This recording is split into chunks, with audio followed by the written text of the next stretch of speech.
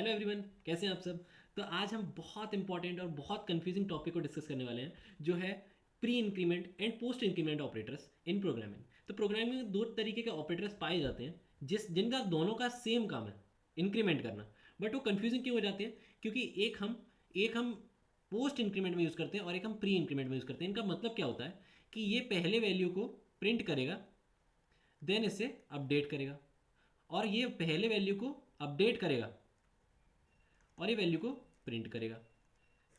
ये इनका basic difference होता है। पर इनमें से ज़्यादा फास्टर कौन होता है? तो इन दोनों में से ज़्यादा फास्ट होता है ये, और ये होता है थोड़ा सा स्लोअर या sluggish in terms of loops.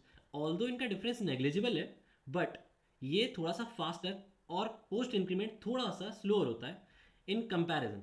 अच्छा, ऐसा होता क्यों है? तो होता क्यों है उसकी उसके लिए मैं कुछ चीज़ आपको बताना चाहूँगा कि जो प्री इंक्रीमेंट है वो फास्टर है। क्यों? क्योंकि इसमें डायरेक्ट डायरेक्ट मेमोरी में चेंज होता है।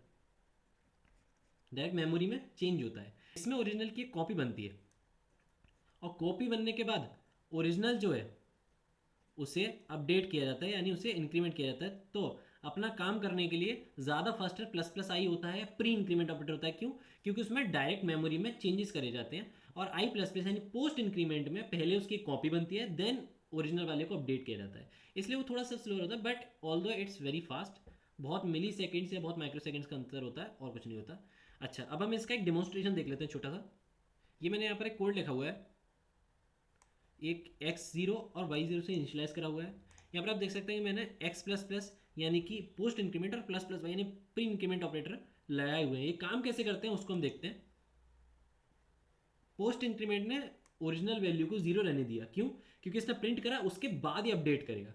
एंड इन प्री इंक्रीमेंट उसने पहले अपडेट कर दिया, उसके बाद प्रिंट किया।